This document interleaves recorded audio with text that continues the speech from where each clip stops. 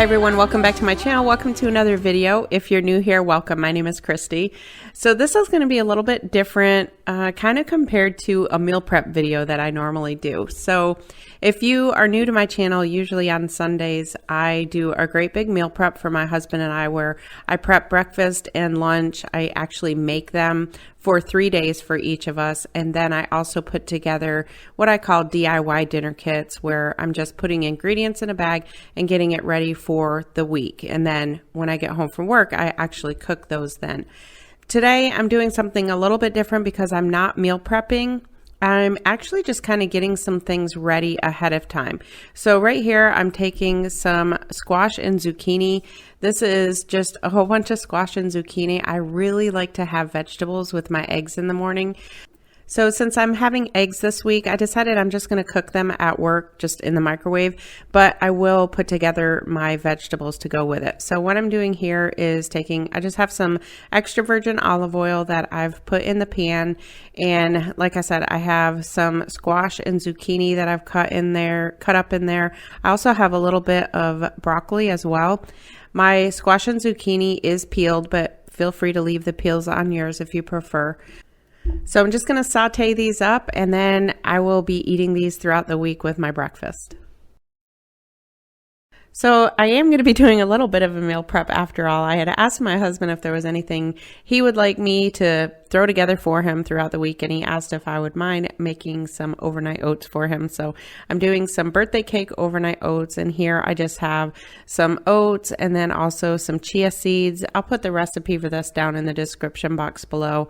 I also added in some vital proteins, collagen peptides, and a little bit of monk fruit sweetener. I use the golden for this one. It's kind of like the equivalent of brown sugar.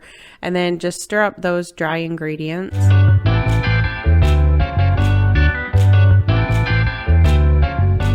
Next, I'm adding some unsweetened almond milk. You can use whatever milk you want. And as far as the amount of oats or the amount of milk, I sometimes intertwine those, sometimes 1/3 of a cup, sometimes 1/2 of a cup. Now I'm putting in the cake batter extract and then just mix that around. And also one thing I didn't show that I do usually add also, and in fact I added it afterwards, is a tablespoon of sugar-free maple syrup. So that's completely optional. And then just sprinkle on some sprinkles or rainbow sprinkles, or you can completely leave these out if you want. So that will be my husband's breakfast this week, the birthday cake overnight oats.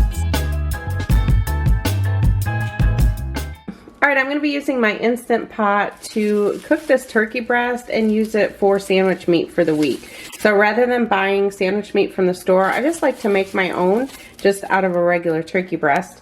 So in my Instant Pot, down there, I'm waiting for my broth to melt. So in here I have 1 cup of water, and also this here is 1 cup of homemade bone broth.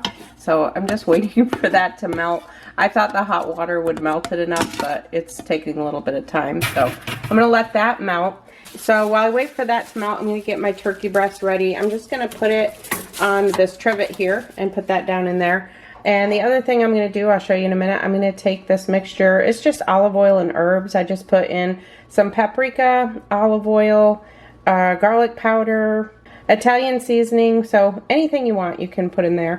And then I'll just brush that over the top of the turkey. I am going to leave the skin on the turkey. I like the way that it cooks better that way, but then I'll remove the skin because we won't be eating that.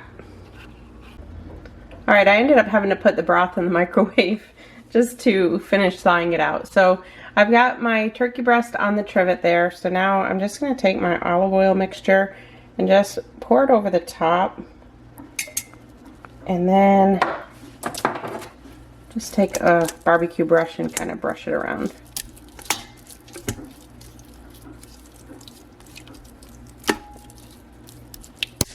And the top is going on. Make sure it's in sealing if yours needs to be put in sealing. Mine automatically does. And then we're going to pressure cook this on high for 35 minutes.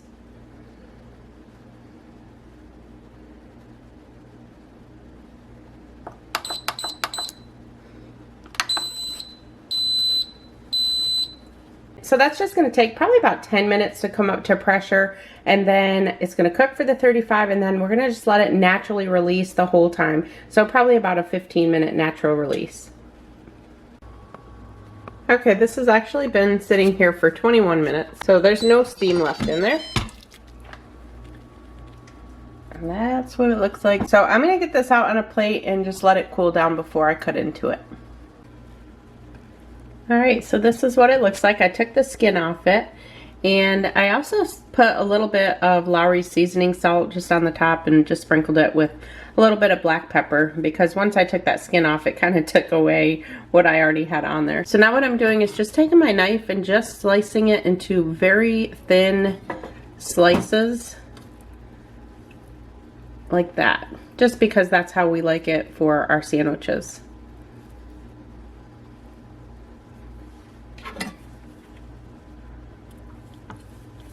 So here's what they look like in my bags. I actually put them in 2 different bags because this one is kind of like, it didn't really slice. There's parts of it that just kind of like shredded. And then this one, I have the shredded pieces in there. So that's how easy it is to just throw together a turkey breast for sandwiches for the week. One good thing about these too is you can freeze these. So if it's just you and you're not going to use all this through the week, usually what I do is I'll put it in my fridge, and after a couple days, if we haven't eaten a lot of it, then I'll just transfer it to my freezer.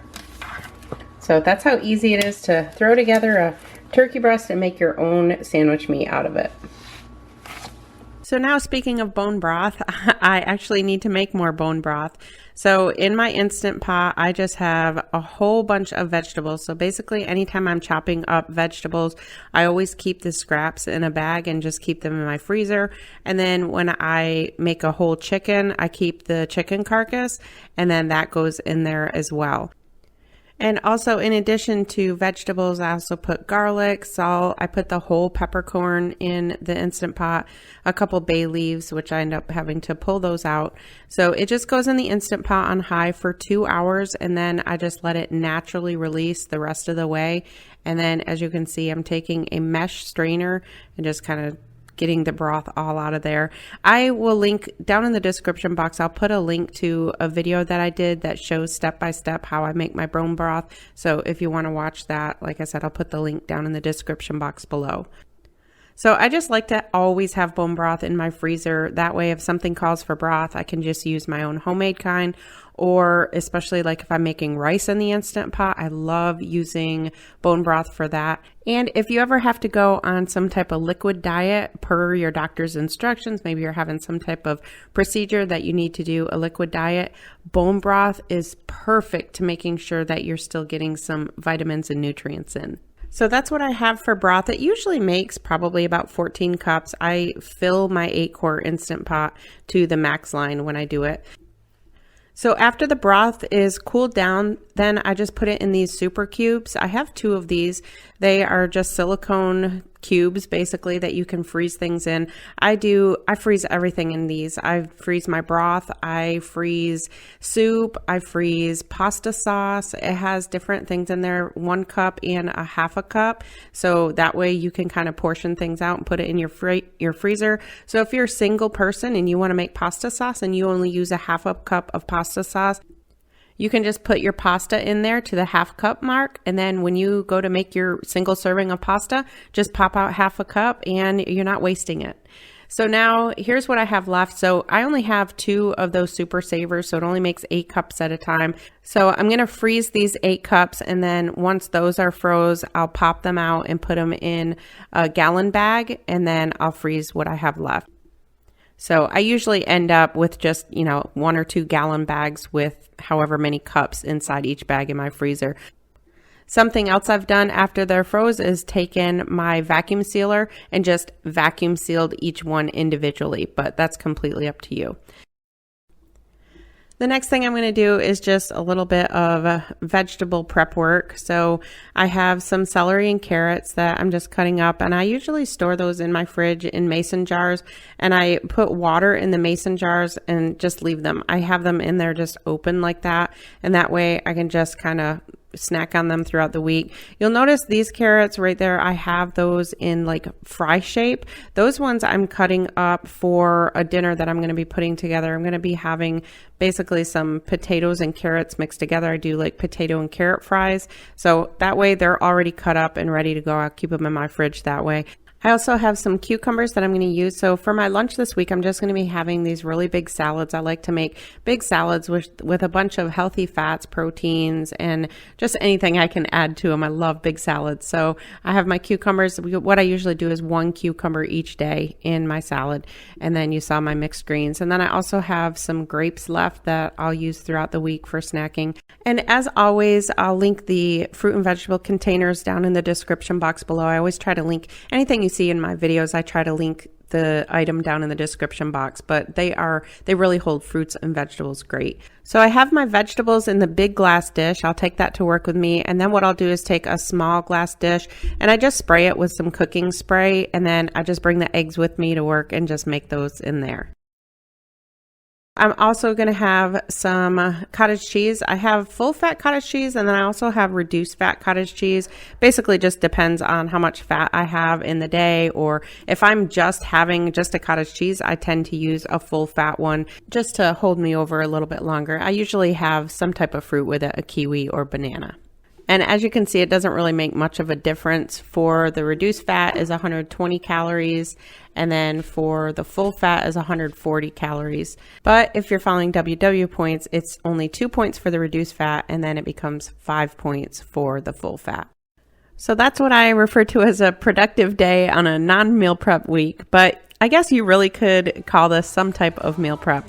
So make sure to give this video a thumbs up if you liked it. And if you're new, I hope you'll subscribe. Thank you all so much for watching. I'll see you in my next one. It's a journey.